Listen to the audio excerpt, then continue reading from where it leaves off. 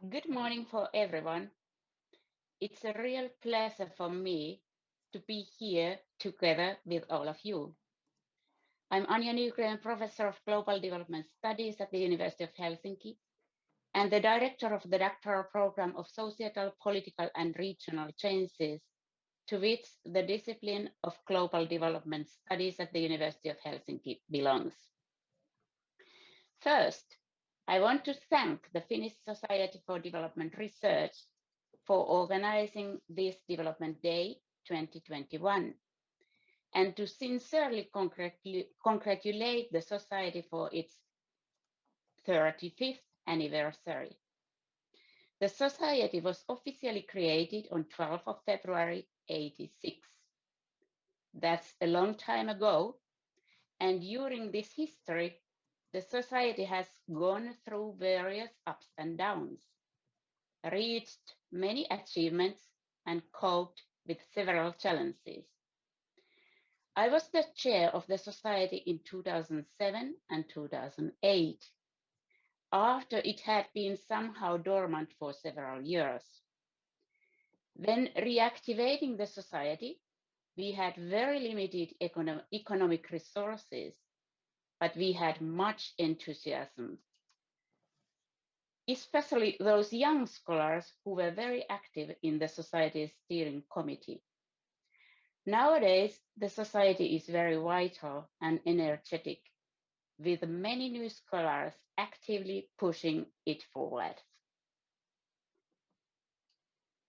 Concerning the topic of this event, COVID-19 pandemic and development research, I just want to raise three issues that I consider crucial here. First, I think that we as global development studies scholars are exceptionally well aware that the world is just one, although drastically divided. Concerning the global climate change, COVID-19, and other kinds of environmental social hazards, insecurities, and unknowns, I suppose we clearly recognize that we are never going to manage these complexities if we are just looking for the well-being of ourselves, our own households, communities, cities, and countries. We need to emphasize and present it loudly that only by struggling to prevent global divisions, segregations, and hierarchies, we can have a life that is worth of living and collectively meaningful. The second issue deals with our ways of analyzing or leaving unanalyzed the interactions of humans with more than human forces and processes. In development research, we have for decades carried out detailed analysis of multifaceted impacts of different development interventions, extractivist resource makings, and corporate profit accumulations on local lives and livelihoods. What we have often ignored, even in environmentally oriented development research, is the fact that the environmental and the social, the hydrological and the political, and the epidemiological and the cultural are intrinsically interwoven. Thus, it is impossible to understand the various kinds of crises, hazards, and insecurities if we forget to recognize that humans just cannot have the total control over non-human forces, even if our modern epistemologies and capitalist modes of extractions try to tell otherwise. Third, it is highly important to recognize the volatile conditions and the complex realities that our research in many parts of the global south consists of.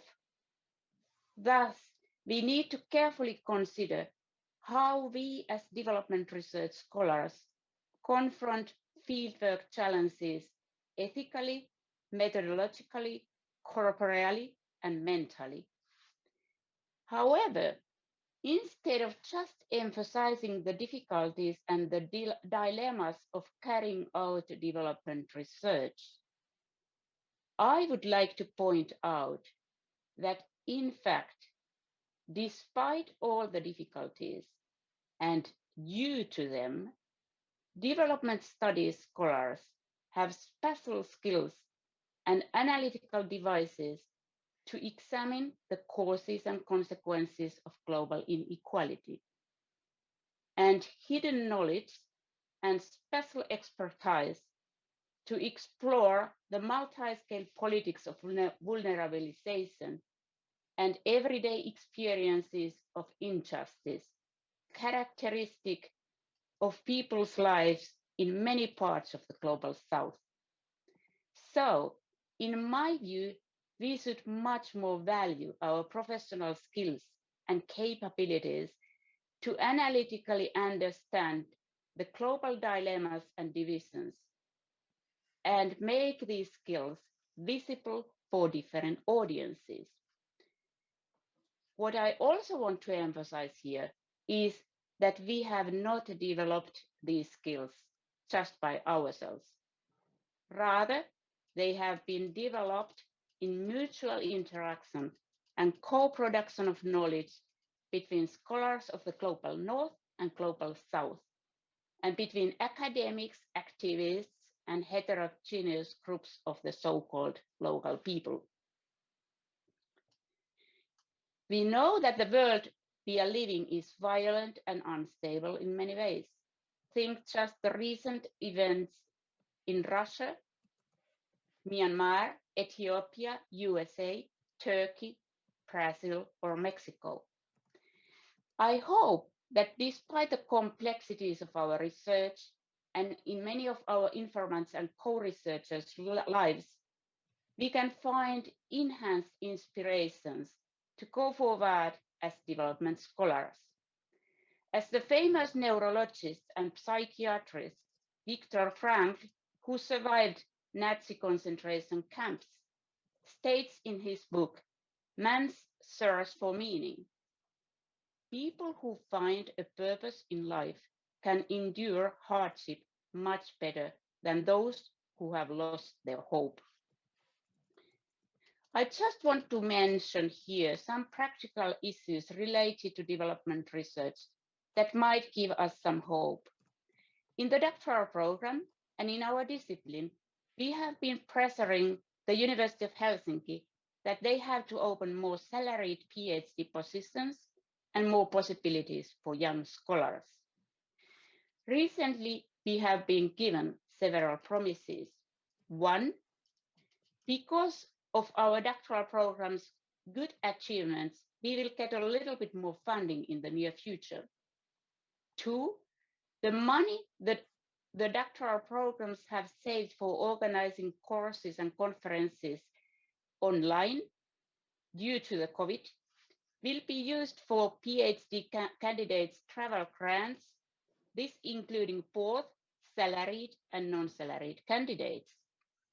And third, whenever the COVID situation allows for traveling again, the priority will be given in doctoral schools travel grants for those PhD candidates who need to carry out empirical fieldwork or archival research abroad. Let me finish my words by showing you two pictures of popular art that struck my attention when carrying out fieldwork. This first picture shows popular art in the central market of San Jose, Costa Rica. It emphasizes equality. It has been painted beside an official sign which prohibits the access of informal traders to the market. The second picture shows popular art in a marginalized neighborhood of Gaviotas Sur in the city of Villahermosa, southeastern Mexico, where I have conducted fieldwork during several years. This painting states, feet? Why would I need them if I have wings to fly? Thank you for your attention.